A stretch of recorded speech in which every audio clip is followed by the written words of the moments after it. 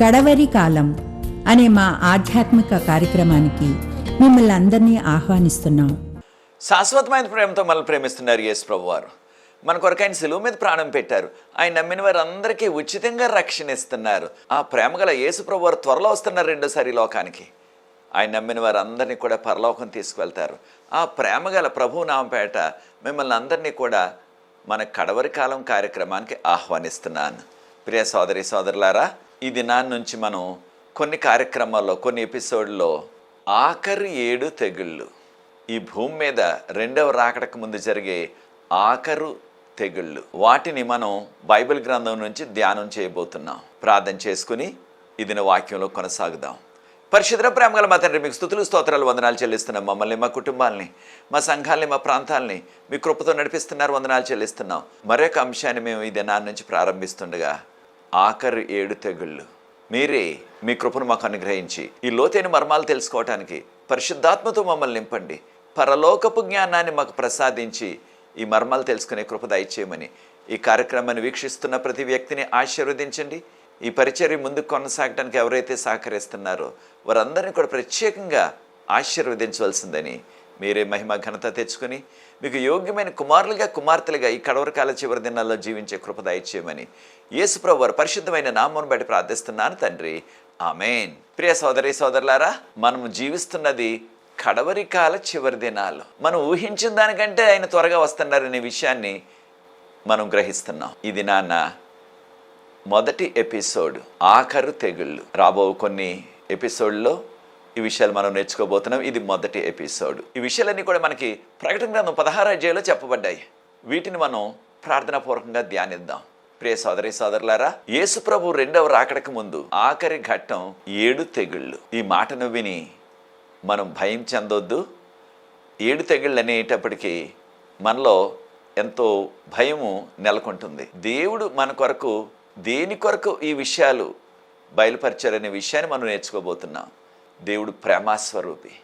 యేసు ప్రభువారు ఆయన మన కొరకు శిలువ మీద ఆయన ప్రాణాన్ని అర్పించారు. దీనివలన ఆయన యొక్క అత్యధికమైన కృప, ఆయన ప్రేమ వలన మన కొరకు ఆ శిలువ త్యాగాన్ని చేసి మనల్ని రక్షించారు. ఆ ప్రేమామయుడైన యేసు ప్రభువారు మనం నశించిపోకూడదని, మనకు ఈ 7 తెగుళ్ళలో ఏ ఒక్కటి కూడా మనకు రాకూడదని ఆయన దాదాపుగా 2000 సంవత్సరాల క్రిందటే ఈ విషయాలు యోహాను గారి చేత ప్రకటన గ్రంథంలో 16వ అధ్యాయంలో వ్రాయించారు మనకి. వాటిని ధ్యానించి మనము ఈ తెగుళ్ళలో ఒక్కటి కూడా మనకి కానీ, మన కుటుంబాలకు కానీ, మన సంఘ సభ్యులకు కానీ రాకుండా ఉండేలాగా మనం జాగ్రత్త పడాలి. యేసుప్రభువు ఈ లోకంలో జీవించినప్పుడు ఆయన అనేకమైన విషయాలు, చివరి దినాల్లో జరిగే సూచనలన్నీ కూడా మనకి మత్తయి సువార్త 24వ అధ్యాయం, మార్కు సువార్త 13వ అధ్యాయం, లూకా సువార్త 17వ అధ్యాయం, లూకా సువార్త 21వ అధ్యాయంలో ఆయన రాకడకు ముందు జరిగే సూచనలన్నీ కూడా వివరించారు. అవన్నీ కూడా అక్షరాల 100కి 100 పాళ్ళు జరుగుతున్నవి. అనేకమైన విషయాలు జరిగిపోయాయి. అయితే ఇక కొద్దిగానే మిగిలిన్నవి. వాటిలో జరగవలసినది మనం ధ్యానిస్తున్న ఆఖరు 7 తెగుళ్ళు. ప్రియ సోదరి సోదరులారా, ఇటీవల కాలంలో వచ్చిన ఆ కరోనా వ్యాధి, అది 7 తెగుళ్ళలో ఒక తెగులా అని అడుగుతున్నారు. అది కానే కాదు. ఈ యొక్క 7 తెగులకు సంబంధించినది కాదు. అదే అంత ఘోరంగా ఉన్నట్లయితే ఇంకా ఘోరమైన తెగుళ్ళు, దీన్ని మన భాషలో తెగులు అన్నారు. తెగులని దేన్ని అంటాం మనం? దానికి ఏ రీతిగా కూడా వైద్యపరంగా నివారణ లేని దానిని తెగులు అంటాం మన భాషలో. ఇక్కడ ఇంగ్లీష్లో ప్లేగ్ అన్నారు. కనుక ప్రియ సోదరి సోదరులారా, ఇవి ఈ 7 తెగుళ్ళు కూడా రెండవ రాకడ ముందు జరుగుతాయి. బైబిల్ గ్రంథం దీని గురించి ఏమి బోధిస్తుందో ఆ వివరాలు ఈ దినాన మొదటి తెగులు గురించి మాత్రమే నేర్చుకోబోతున్నాం. రాబోయే ఎపిసోడ్లో తక్కిన తెగులు గురించి మనం ధ్యానించబోతున్నాం. ప్రియ సోదరి సోదరులారా, ఈ ఘోరమైన తెగుళ్ళు ఇవి వాస్తవంగా జరుగుతాయా? లేకపోయినట్లయితే ప్రకటన గ్రంథంలో అనేకమైన విషయాలు సూచన రీతిగా, దీన్ని ఇంగ్లీష్లో సింబాలిక్ అంటున్నాం, అవి చిహ్నాలుగా, సూచనలుగానే మనకి కనిపిస్తున్నాయి. అలా ఇది కూడా సూచన ప్రాయమా అంటే ఖచ్చితంగా ఈ 7 తెగుళ్ళు కూడా వాస్తవంగా, ఇంగ్లీష్లో లిటరల్ అంటున్నాం, అవి జరగబోతున్నాయి. మనకు ఎలా తెలిసే విషయాలు అంటే ఖచ్చితంగా మనకి బైబిల్ గ్రంథమే ఆధారం. మనందరికీ తెలిసిన రీతిగా పాత నిబంధనలో మోషే గారి కాలంలో ఆ ఈజిప్టులో, దాన్ని ఐగుప్తు అంటున్నాం కదా, ఆ ఈజిప్టులో 10 తెగుళ్ళు వచ్చాయి. అవి ఖచ్చితంగా వాస్తవంగా జరిగాయా, లేకపోయినట్లయితే అవి వట్టి సింబాలిక్, అవి లిటరల్గా అంటే వాస్తవంగా జరిగాయా, లేకపోయినట్లయితే అవి సాదృశ్యంగానే ఒక గుర్తుల్లాగే చిహ్నంలాగే మిగిలిపోయాయా అంటే 100కి 100 పాళ్ళు కూడా ఖచ్చితంగా వాస్తవంగా జరిగాయి. ఇంగ్లీష్లో లిటరల్ అంటున్నాం. ప్రకటన గ్రంథం 16వ అధ్యాయంలో చెప్పబడిన ఈ 7 తెగుళ్ళు కూడా ఖచ్చితంగా జరుగుతాయి. అక్కడ జరిగిన ఈజిప్ట్లో 10 తెగుళ్ళు కూడా లిటరల్గా వాస్తవంగా జరిగాయి. ఈ ఆఖరు ఘట్టం రెండవ రాకడకు ముందు జరిగేవి కూడా ఖచ్చితంగా జరుగుతాయి. కనుక ప్రియ సోదరి సోదరులారా, ఆ 7 తెగుళ్ళు కూడా ముగించబడటానికి ఎంత సమయం పడుతుంది, ఎంతకాలం పడుతుంది అనే ప్రశ్న మనందరికి కూడా వస్తుంది. దీనికి కూడా బైబిల్ గ్రంథంలో మనకు జవాబు ఉన్నది. ప్రకటన గ్రంథం 18వ అధ్యాయం 8వ వచనాన్ని ఒక్కసారి మనం గమనించినట్లయితే దాని తెగుళ్ళన్నీ కూడా ఒక్క దినములోనే వచ్చి మరణము దుఃఖము సంభవించిందని చెప్పబడ్డది. ఒక దినం అంటే మనం దాన్ని కూడా బైబిల్ గ్రంథం నుంచి అర్థం చేసుకోవాలి. సంఖ్యాకాండం 14వ అధ్యాయం 34వ వచనం, సంఖ్యాకాండం 14వ అధ్యాయం 34వ వచనంలో గమనించినట్లయితే ఇశ్రాయేలీలు 40 దినాల్లో కానాన్లో ప్రవేశించవలసినది. కానీ వారి యొక్క అవిధేయతను బట్టి, వారి అవిశ్వాసాన్ని బట్టి 40 దినాల ప్రయాణాన్ని 40 సంవత్సరాలుగా ప్రభు మార్చేశారు. అంటే ఒక్క దినాన్ని 1 సంవత్సరంగా మార్చేశారు. ఈ రీతిగా మనం ఒక్కసారి అర్థం చేసుకున్నట్లయితే ప్రకటన గ్రంథం 18వ అధ్యాయం 8వ వచనంలో చెప్పబడిన ఒకే దినంలో తెగుళ్ళన్నీ వచ్చాయంటే ఒక దినం అంటే 1 సంవత్సరంగా అర్థం చేసుకోవాలి మనం సాదృశ్యంగా. అంటే 1 సంవత్సరం కాలం పడుతుంది ఈ యొక్క 7 తెగుళ్ళు కూడా ప్రారంభమై ముగింపు జరగపడటానికి. కనుక ఈ విషయాన్ని మనం గుర్తించాలా. 7 తెగుళ్ళకు కూడా అవసరమైన గరిష్ట సమయం 1 సంవత్సరం. మరొక విషయాన్ని కూడా మనం అర్థం చేసుకోవాలి. కనుక ఈ యొక్క ఆఖరి తెగుళ్ళు ప్రారంభమయ్యి దానికి కూడా మానవులు ఏదో ఒక నివారణ కనిపెట్టాలని ప్రారంభించినప్పటికీ ఆ పరిశోధనలు, దానికి సరిపడిన ఔషధాలు తయారు చేయటానికి కనీసం 1 సంవత్సరం పట్టేస్తుంది. అనగా ఈ యొక్క 7 తెగుళ్ళు కూడా ప్రారంభమయ్యి అవి విస్తరించిన తర్వాత వాటిని కంట్రోల్ చేయాలంటే, వాటిని అరికట్టాలంటే ఆ నివారణకు సరిపడా ఆ ఔషధాలు, వ్యాక్సినేషన్ కనిపెట్టలేరు. ఇది మనందరికీ తెలిసిన విషయం. అయితే దేవుని యొక్క వాగ్దానం చూడండి. 34వ కీర్తన 19వ వచనం, 34వ కీర్తన 19వ వచనం, నీతిమంతులకు కలుగు ఆపదలు అనేకములు, వాటన్నిటి నుంచి ఆయన వారిని విడిపించును. దేవునికి స్తోత్రం. ఎటువంటి ఆపదలు వచ్చినప్పటికీ ఈ కడవరి కాల చివరి దినాల్లో వాటి నుంచి ఆయన మనల్ని తప్పిస్తారు, మనల్ని ఆదుకుంటారు. ఇక 7 తెగుళ్ళు కూడా సాదృశ్యంగా 7 దేవదూతలు పాత్రలు పట్టుకొని సిద్ధంగా ఉన్నారు ఈ భూమి మీద కృమ్మరించడానికి. ప్రకటన గ్రంథం 16వ అధ్యాయం 1వ వచనంలో ఈ విషయాన్ని మనం గమనిస్తున్నాం. అయితే ప్రియ దేవుని బిడ్డలారా, ఎక్కడి నుంచి వస్తున్నాయి ఈ యొక్క 7 తెగుళ్ళు కూడా? పరలోకములో ఉన్న దేవుని మందిరం నుంచి ప్రారంభం అవుతున్నాయి. అనగా దేవుడు ఈ లోకం మీదకి ఈ 7 తెగుళ్ళు కూడా ఆయన పంపించబోతున్నారు. సాదృశ్యంగా 7 దేవదూతలు దేవుని యొక్క కోపం అనే పాత్రలు పట్టుకొని ఈ భూమి మీద కుమ్మరించబోతున్నారు. ఒక్కొక్క దేవదూత ఒక్కొక్క పాత్ర, అనగా ఒక్కొక్క తెగులు అనమాట. 7 దేవదూతలు 7 పాత్రల్లో 7 దేవుని కోపం అనే ఆ యొక్క పాత్రలను పట్టుకొని భూమి మీద కుమ్మరిస్తున్నారు. అప్పుడు ఒకదాని తర్వాత ఒకటి 7 తెగుళ్ళు వస్తాయన్నమాట. కనుక ఇవి దేవుని దగ్గర నుంచి పంపించబడుతున్నాయి. కనుక ఈ భూమి మీద ఎక్కడ ఉన్నప్పటికీ, ఏ గ్రామంలో ఉన్నా, ఏ పట్టణంలో ఉన్నా, ఏ నగరంలో ఉన్నా, ఏ దేశంలో ఉన్నా, ఏ మారుమూల ప్రాంతంలో ఉన్నా సరే, ఎవరు కూడా తప్పించుకోలేరు.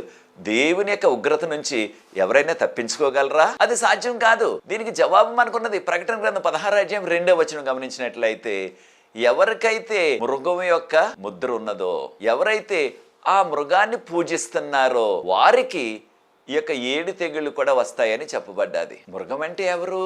దానియేలు గ్రంథం 7:17 దానియేలు, నువ్వు చూచిన 4 మృగాలు కూడా, లేదా 4 జంతువులు కూడా 4 రాజులకు సూచిస్తుంది. అనగా ఇక్కడ మృగం అంటే ఒక ప్రభుత్వం అన్నమాట. ఆ యొక్క రాజ్యాధికారం, ఆ ప్రభుత్వం తెచ్చే ఆ శాసనం, దానికి మనం లోబడినట్లయితే అప్పుడు వారికి ఈ తెగులు వస్తుంది.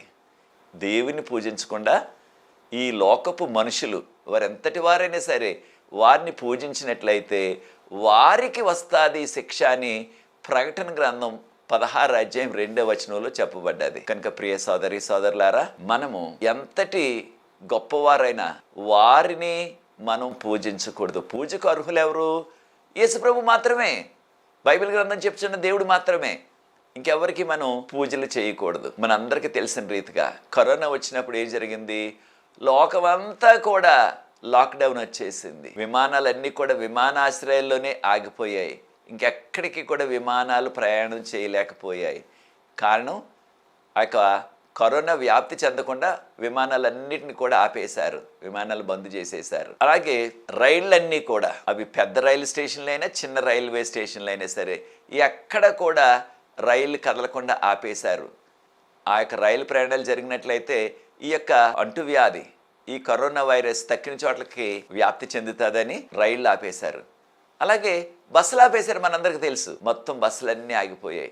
అంటే ఏ రీతిగా కూడా ఏ వాహనాలు కూడా కదలకుండా ఆపేశారు. దీన్ని లాక్డౌన్ అని పిలిచాం మనం. అలాగే 7 తెగుళ్ళ కాలంలో కూడా లోకమంతా కూడా మరలా అటువంటి పరిస్థితి దాపరించే ప్రమాదం ఉన్నది అనేక ప్రాంతాల్లో, అనేక నగరాల్లో. అది కూడా గమనించాం. అయితే ఈ కడవరి కాల చివరి దినాల్లో వచ్చే ఆ యొక్క మొదటి తెగులు, దానికి ఇంకా మానవులుగా ఏం పేరు మనం పెట్టలేకపోతున్నాం. అది వచ్చినప్పుడు అప్పుడు లోకస్తులు, లేకపోతే ఆ యొక్క సైన్స్లో ప్రావీణ్యత చెందినవారు దానికి ఏదో ఒక పేరు పెడతారు. మొదటి తెగులు ఎప్పుడైతే ప్రారంభమవుతుందో ఈ భూమి అంతా కూడా, అనగా అన్ని గ్రామాలు, అన్ని పట్టణాలు, అన్ని నగరాలు, అన్ని దేశాల్లో ఇక ఎక్కడ కూడా ఏమీ ప్రయాణ సాధనాలు లేకుండా స్తంభించిపోతుంది అనమాట. దీన్ని లోకమంతా లాక్డౌన్ అని చెప్పుకోవచ్చు మనం. మనకు తెలిసిన రీతిగా కరోనా వచ్చినప్పుడు ఆనాటి యూకే ప్రధానమంత్రి గారు, యునైటెడ్ కింగ్డమ్ అంటున్నాం కదా, దాన్ని ఇంగ్లాండ్ అంటున్నాం. అనగా కరోనా వ్యాధి గొప్పవారని, పేదవారని, అధికారులని, సామాన్యులని తేడా లేకుండా అందరికీ వచ్చేసింది. దానివలన మనందరం కూడా గమనించాం, అన్ని రకాల షాపులు కూడా, అన్ని రకాల ఆ యొక్క అంగళ్ళు, దాన్ని కొన్ని చోట్ల కొట్లు అంటున్నాం, అవన్నీ కూడా మూత వేసేశారు. ఇక ఏది కూడా అందుబాటులో లేదు. దాదాపుగా అనేక ప్రాంతాల్లో ఆ యొక్క మెడికల్ స్టోర్లు కూడా, మనం కొనుక్కునే ఔషధాలు కొనుక్కునే ఆ యొక్క అంగళ్ళు కూడా, ఆ షాపులు కూడా మూసేశారు. మనందరికీ ఈ విషయాలు తెలుసు. మరి కరోనా సమయంలోనే అలా జరిగినట్లయితే కరోనా కంటే అనేక రెట్లు ప్రమాదకరమైన ఈ వ్యాధి మొదటి తెగులు, దానికి ఇంకా మనం పేరు పెట్టలేకపోతున్నాం. అది వచ్చినప్పుడు అప్పుడు పేరు పెడతారు దానికి. వారు ఏం పేరు పెట్టినా సరే అది కరోనా కంటే అనేక రెట్లు చాలా ప్రమాదకరమైనది. డాక్టర్లు, అనేక మంది నర్సులు, వారికి కరోనా సోకి వారు కూడా మరణించారు. అయితే ఈ ఆఖరి తెగులు కూడా వచ్చినప్పుడు వారు ఎంత పెద్ద వైద్యులైనా, ఎంత జాగ్రత్తగా ఉన్నా, ఎన్ని జాగ్రత్తలు తీసుకున్నా, ఆ నర్సులు, రకరకాల వైద్య వృత్తిలో మనకు సహకరిస్తున్న, పరీక్షలు చేస్తున్న వారు కూడా తప్పించుకోలేరు. ఆ సమయంలో ఇక ఏ రకమైన వైద్య సేవలు కూడా ఈ భూమి మీద అందుబాటులో ఉండే పరిస్థితి లేదు. అన్ని రకాల వైద్య సదుపాయాలు కూడా ఇక అన్ని కూడా స్తంభించిపోయే ప్రమాదం ఉన్నది. కనుక ప్రియ సోదరి సోదరులారా, దేవుని బిడ్డలుగా, విశ్వాసులుగా మనము భయపడని అవసరం లేదు. కారణం, మనకి ఒక శుభవార్త అంటున్నాం, అది మనకు ఉన్నది. ఏంటో శుభవార్త? ప్రభు మనకు చెప్పారు. ఆ విషయాన్ని మనం పాత నిబంధన గ్రంథంలో కూడా గమనిస్తున్నాం. మోషే గారి కాలంలో ఆ ఈజిప్ట్లో, దాన్ని ఐగుప్తు అంటున్నాం కదా, వారందరికీ కూడా మోషే గారు ముందుగానే హెచ్చరించారు. ప్రకటన గ్రంథం 16వ అధ్యాయంలో ఏ రీతిగా ముందుగానే ప్రభువారు మనకి హెచ్చరించి వ్రాయించారో యోహాను గారి చేత, అలాగే ఫరో గారికి, ఆయన యొక్క అధికారులకు, ఆ ప్రభుత్వ పెద్దలకు మోషే గారు, అహరోను గారు వారికి ముందుగానే హెచ్చరించారు ఇటువంటి భయంకరమైన వ్యాధి వస్తుంది అని. ఏ భయంకరమైన వ్యాధి? ఎప్పుడైతే కాస్త బూడిద లేదా ధూళి అలాగా ఆకాశంలో ప్రభు విసరమన్నారు, విసిరినప్పుడు అక్కడ ఉన్న ప్రజలందరికీ కూడా, జంతువులన్నిటికి కూడా చెడ్డ పుండ్లు పుట్టాయి. దీన్నే మనం చెగ్గడ్లు అంటున్నాం కొన్ని ప్రాంతాల్లో. దీన్నే వారు బొడుపుల కింద వచ్చేసాయి అన్నమాట. పొక్కుల కింద వచ్చేసాయి. వారి శరీరం అంతా కూడా, మనుషులకి జంతువులకి కూడా వారి శరీరం అంతా పొక్కులు వచ్చేసాయని నిర్గమకాండం 9వ అధ్యాయం 9 నుంచి ఉన్న వాక్య భాగం. నిర్గమకాండం 9వ అధ్యాయం 9వ వచనం. అయితే అందరికీ కూడా ఈజిప్టు వాసులకు వచ్చింది, కానీ ఇశ్రాయేలీలకి ఏ రీతిగా కూడా ఆ వ్యాధి సోకలేదు, ఆ పొక్కులు రాలేదు, లేకపోతే ఆ చెగ్గడ్లు రాలేదు, వారికి ఆ చెడ్డ పుండ్లు వారికి పట్టలేదు. చూచారా దేవుడు ఎంత ప్రత్యేకంగా వారిని కాచి కాపాడారో. అదే రీతిగా నిర్గమకాండం 11వ అధ్యాయం 7వ వచనం ఒకసారి గమనించినట్లయితే, నిర్గమకాండం 11వ అధ్యాయం 7వ వచనం ప్రభువారు అంటున్నారు, నేను మీకు తర్వాత తక్కిన వారికి అనగా అన్యులకి నేను తేడా చూపిస్తాను, ఒక ప్రత్యేకతని చూపిస్తాను, దేవుని నమ్ముకున్న వారికి, దేవుని నమ్మని వారికి అన్నారు.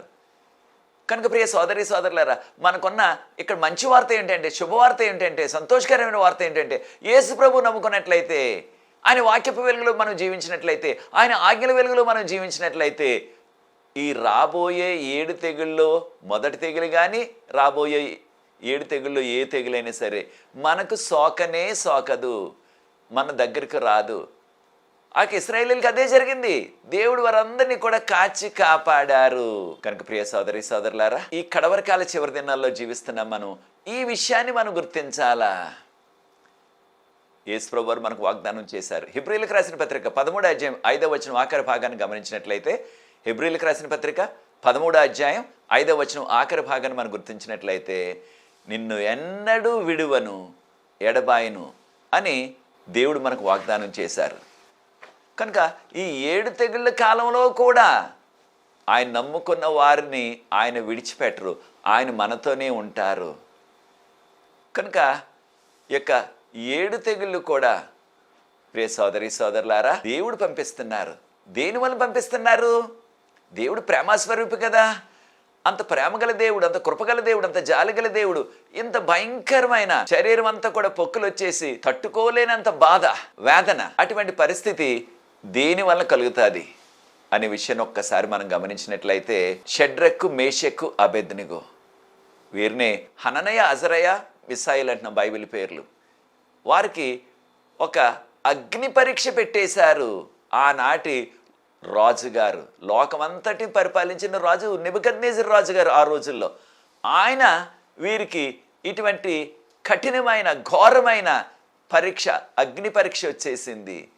దానియేలు గ్రంథం 3వ అధ్యాయంలో ఆ బంగారు ప్రతిమను చేసి, ఆ బంగారు విగ్రహానికి మీరు సాగిలపడి పూజించాలా. మన భాషలో సాగిలపడి నమస్కరించడం తర్జుమా చేశారు. అది సరైన తర్జుమా కాదు, అది బలహీనమైన తర్జుమా. సాగిలపడి పూజించాలా అంటే సాష్టాంగపడి పూజించాలా అని వారికి పరీక్ష వచ్చింది. దేని విషయంలో? వారి యొక్క దేవుని విషయంలో, వారి యొక్క మతం విషయంలో, వారు దేవుని ఆరాధించే విషయంలో వారికి ఈ యొక్క గొప్ప పరీక్ష వచ్చింది. ప్రియ సోదరి సోదరులారా, మనకు కూడా ఇక్కడ వరకాల చివరి దినాల్లో మన మతం విషయంలో, మనం ఆరాధించే విషయంలో, మన యొక్క దేవుడు చెప్పిన బైబిల్ గ్రంథంలో ఉన్న విషయాలు, ఆరాధన విషయంలోనే మనకి కూడా ఇటువంటి భయంకరమైన పరీక్ష రాబోతుంది. దీని కొరకు మనం సిద్ధపడి ఉండాలి. మనందరికీ తెలిసిన రీతిగా దానియేలు గారి కాలంలో కూడా, దానియేలు గారికి కూడా అటువంటి పరీక్ష వచ్చింది. మరణకరమైన పరీక్ష, అంటే చావా బ్రతుక అన్నది. రాజుగారు ఆ యొక్క కుట్ర వేసిన వారందరూ కూడా పట్టుకొచ్చిన ఆ యొక్క ప్రభుత్వ శాసనం మీద ఆయన సంతకం పెట్టి ముద్ర వేసేశారు. ఏమిటి ప్రభుత్వ శాసనం? నెల రోజులు ఎవరు కూడా ఏ దేవుని గాని దేవతను గాని పూజించకూడదు. అయితే ఆ కుట్ర వేసిన 120 మంది మంత్రులు, 2 ఉప ప్రధానులు, అంటే 122 మంది. వారు వేసిన కుట్ర ఏమిటి మనందరికీ కూడా తెలుసు. ఈ యొక్క దానియేలులో మనం ఏ లోపాన్ని పట్టుకోలేము. దానియేలులో ఏ లోపము లేదు. ఒకే విషయంలో దానియేలును మనం పట్టుకోవచ్చు. అది తన యొక్క దేవుని విషయంలో, తన యొక్క మతం విషయంలో ఆయనలో లోపం పట్టుకోవచ్చు అన్నారు. దానియేలు గ్రంథం 6వ అధ్యాయం 5వ వచనం. కనుక ప్రియ సోదరి సోదరులారా, మనకి కూడా ఇటువంటి విపరీతమైన పరీక్ష, మరణమా జీవమా అనే విషయంలో, అది మన దేవుని విషయంలో. అయితే ఎవరి ద్వారా వచ్చింది పరీక్ష? ప్రభుత్వము, ఆనాటి రాజు. కనుక సాతాను ప్రభుత్వాల్ని, ఆ ప్రభుత్వాలను నడిపిస్తున్న నాయకులను పట్టుకుని దేవునికి వ్యతిరేకంగా, దేవుని ఆజ్ఞలకు వ్యతిరేకంగా, దేవునికి బిడ్డలకు వ్యతిరేకంగా ఇటువంటి కఠినమైన పరీక్ష, ఇటువంటి అగ్ని పరీక్ష మనకు కూడా తేబోతున్నారు. ప్రకటన గ్రంథం 13వ అధ్యాయం 14-15 వచనాలు. ప్రకటన గ్రంథం 13వ అధ్యాయం 14-15 వచనాలు గమనించినట్లయితే, ఎవరైతే ఆ మృగాన్ని, దాని యొక్క ప్రతిమను పూజించరో, మృగం అంటే రాజ్యాధికారం, ప్రభుత్వం, దాని యొక్క ప్రతిమ ఎవరైతే పూజించరో వారికి విరుద్ధంగా శాసనాలు వస్తాయి. ప్రకటన గ్రంథం 13వ అధ్యాయం 15వ వచనం గమనించినట్లయితే, ఎవరైతే వారు చెప్పినట్లుగా దేవుని ఆరాధించరో, వారు చెప్పినట్లుగా ఆరాధన చెయ్యరో వారికి మరణశిక్ష వేసేస్తారని చెప్పబడ్డాది. ప్రియ సోదరి సోదరులారా, కడవరకాల చివరి దినాల్లో కొనటానికి కానీ అమ్మటానికి కానీ అవకాశం లేకుండా వారు నొసల మీద, వారి యొక్క కుడి చేతి మీద ముద్ర వేసుకోవాలని మనకు చెప్పబడ్డది. ఈ విషయాన్ని ప్రకటన గ్రంథం 13వ అధ్యాయం 16-18 వరకున్న వాక్య భాగం. అయితే ప్రియ సోదరి సోదరులారా, అటువంటి పరిస్థితి వచ్చినప్పుడు మన యొక్క పరిస్థితి ఎలా ఉంటుంది? మనం అనుకోవచ్చు, మనం కొనటానికి అమ్మటానికి లేదంటున్నారు కదా, వారికి ఎలా తెలుస్తుంది మనం ఆరాధిస్తున్నామో లేదో? ఈ రోజుల్లో ఉన్న అధునాతనమైన ఈ సాంకేతిక నైపుణ్యత ఏం జరుగుతుంది? మన ఫోన్లో కూడా ఈ రోజుల్లో అనేక మంది వాడుతున్నాం. మన యొక్క ముఖాన్ని చూస్తేనే ఆ ఫోన్ తెరుచుకుంటుంది, లేకపోతే అది ఓపెన్ అవ్వటం లేదు. అంటే మన యొక్క ముఖాన్ని కూడా గుర్తించే ఆ సాంకేతిక నైపుణ్యత అందుబాటులోకి వచ్చేసింది. కనుక ఎవరు ఆరాధిస్తారు వారు చెప్పిన రోజున? ఎవరు ఆరాధించరు. దేవుని యొక్క గ్రంథంలో మనకి విశ్వాసులందరూ కూడా క్రొత్త నిబంధన, పాత నిబంధనలో కూడా యేసు ప్రభుతో పాటు వారు ఆరాధించినది దేవుడు చెప్పిన ఆరాధన దినం, దాన్ని విశ్రాంతి దినం అంటున్నాం. అయితే మానవులు పెట్టేది దేవుని వాక్యానికి విరుద్ధంగా ఉన్నది, దేవుని యొక్క వాక్యంలో లేని దినాన్న, వారికి ఇష్టం వచ్చిన దినాన్న వారు ఆరాధన చేయమని చెప్తారు. కనుక ప్రియ సోదరి సోదరులారా, ఈ యొక్క కడవరి కాల చివరి దినాల్లో ఎవరికి వస్తుంది శిక్ష? ఎవరి మీదకి పంపిస్తారు ప్రభు యొక్క మొదటి తెగులు అంటే? ఖచ్చితంగా ప్రకటన గ్రంథం 16వ అధ్యాయం 2వ వచనంలో, ఎవరైతే ఆ మృగం యొక్క ముద్రను పొందారో, ఎవరైతే ఆ మృగాన్ని పూజిస్తారో, అనగా ప్రభుత్వం చెప్పినట్లుగా చేసిన వారు, వాక్యం చెప్పినట్లుగా చేయటం కాదు, బైబిల్ గ్రంథంలో ఉన్నట్లు చేయటం కాదు, ప్రభుత్వం చెప్పినట్లుగా వారు ఆరాధనలు చేసిన వారు, వారికి ఈ యొక్క శిక్ష. ఏ శిక్ష? ఆ మొదటి తెగులు తల నుంచి అరికాలు వరకు కూడా, తల నుంచి పాదం వరకు కూడా ఆ చెడ్డ పుండ్లు పుడతాయి. దానివల్ల భయంకరమైన పరిస్థితి. దాని నుంచి ఇంకా ఎవ్వరు కూడా ఎంతటి వారైనా సరే తప్పించుకోలేరు. ఈ విషయాలు చెప్పబడ్డాయి. కనుక ప్రియ సోదరి సోదరులారా, మనము ఆ రీతిగా చేయకుండా దేవుని యొక్క వాక్యపు వెలుగులో జీవించి, ఆయన ఆజ్ఞల ప్రకారంగా జీవించి, దేవుడు చెప్పిన దినాన్ని ఆరాధిస్తూ, దేవుడు చెప్పినట్లుగా మనం ఈ లోకయాత్రలో మనం కొనసాగినట్లయితే మనకి ఆ మొదటి తెగులు కానీ దాని తర్వాత వచ్చే ఏ తెగులైనా సరే మనకు సమీపించదు, మనల్ని అంటుకోదు, మనకి ఏ కీడు కలగదు. కనుక ప్రియ సోదరి సోదరులారా, మనము క్షేమంగా ఉండాలంటే, మన కుటుంబాలు క్షేమంగా ఉండాలంటే, ఈ తెగులు ఏది కూడా మనకు రాకుండా ఉండాలంటే, ఆ యొక్క యేసు ప్రభు రక్తంలో మనం కడగబడి, ఆయన వాక్యపు వెలుగులో మనం జీవిస్తూ, ఆయన ఆజ్ఞల వెలుగులో జీవిస్తూ, ఆయనకి యోగ్యమైన కుమారులుగా కుమార్తెలుగా దానియేలు వలె, షడ్రక్ మేషక్ అబేద్నెగో వలె మనం జీవించినట్లయితే మనకి ఏ డోకా లేదు. ప్రభు త్వరగా వస్తున్నారు. మనం ఊహించిన దానికంటే త్వరగా వస్తున్నారు. 7 తెగుళ్ళు అయిపోయిన వెంటనే 2వ రాకడ వచ్చేస్తుంది. పరలోకం తీసుకెళ్ళిపోతారు. అది నీ నిర్ణయం అయినట్లయితే నాకు నా కుటుంబానికి ఈ తెగుల్లో ఏది కూడా నన్ను అంటకుండా నన్ను ప్రభు కాచి కాపాడాలి, నన్ను ప్రభు పరలోకం తీసుకువెళ్ళాలి అని నీవు కోరుకుంటున్నట్లయితే నాతో ఏకీభవించండి. ప్రార్థించి ఈ మొదటి ఎపిసోడ్ని ముగిస్తాను. ప్రార్థన. పరిశుద్ధ ప్రేమగల మా తండ్రి, యొక్క 7 తెగుళ్ళని ఒక్కసారి మేము ఆలోచించినప్పుడు మా యొక్క శరీరం అంతా కూడా వణికిపోతుంది తండ్రి. అయితే ఈ తెగుళ్ళు నిన్ను నమ్ముకున్న వారికి ఎవ్వరికి కూడా సమీపానికి కూడా రావని, నిన్ను నమ్ముకున్న వారికి తెగుళ్ళు అంటవని మీరు చేసిన వాగ్దానాన్ని బట్టి మీకు స్తుతులు చెల్లిస్తున్నాం. ఆ రీతిగా మోషే గారి కాలంలో ఉన్న ఇశ్రాయేలుని అందరినీ కాపాడినందుకు మీకు స్తుతులు చెల్లిస్తున్నాం. అటువంటి కాపుదల మాకు ఈ కడవరకాల చివరి దినాల్లో అనుగ్రహించమని, ఈ 7 తెగులు మాకు సోకకుండా మీకు కృపను అనుగ్రహించమని, ఈ కార్యక్రమం వీక్షిస్తున్న వారిని దీవించండి. ఈ పరిచయం ముందు కొనసాగడానికి ఎవరైతే సహకరిస్తున్న వారందరూ కూడా ఆశీర్వదించవలసిందని యేసు ప్రభువు వారి పరిశుద్ధమైన నామమును బట్టి ప్రార్థిస్తున్నాను తండ్రి. ఆమేన్. ప్రియ సోదరి సోదరులారా, వచ్చే ఎపిసోడ్లో మరికొన్ని విషయాలు 7 తెగులు గురించి, ప్రకటన గ్రంథంలో ఉన్న 16వ అధ్యాయం గురించి నేర్చుకోబోతున్నాం. ప్రార్థనాపూర్వకంగా కనిపెట్టండి. ప్రభు మిమ్మల్ని ప్రేరేపించినట్లయితే ఈ పరిచర్య ముందు కొనసాగటానికి మీరు కూడా సహకరించండి. ఈ పరిచర్యలు పాలిభాగస్తులు అవ్వండి. తెర మీద వచ్చిన నంబర్కి నన్ను సంప్రదించినట్లయితే వివరాలు మీకు అందిస్తాం. ఎటువంటి ప్రార్థన అవసరత మీకు ఉన్నప్పటికీ మాతో పంచుకోండి. మీ కొరకు ప్రత్యేకంగా మేము ప్రార్థిస్తాం. మనకు ప్రార్థనా బృందం ఉన్నది. ప్రతిరోజు కూడా సాయంత్రం విజ్ఞాపన ప్రార్థన చేస్తున్నాం. అనేక జవాబులు ప్రభు ఇస్తున్నారు. ఈ అవకాశాన్ని మీరు కూడా సద్వినియోగం చేసుకోండి. అందరికీ వందనాలు. God bless you. వచ్చే ఎపిసోడ్లో, 2వ ఎపిసోడ్లో మరికొన్ని విషయాలు 7 తెగులు గురించి నేర్చుకోబోతున్నాం. God bless you.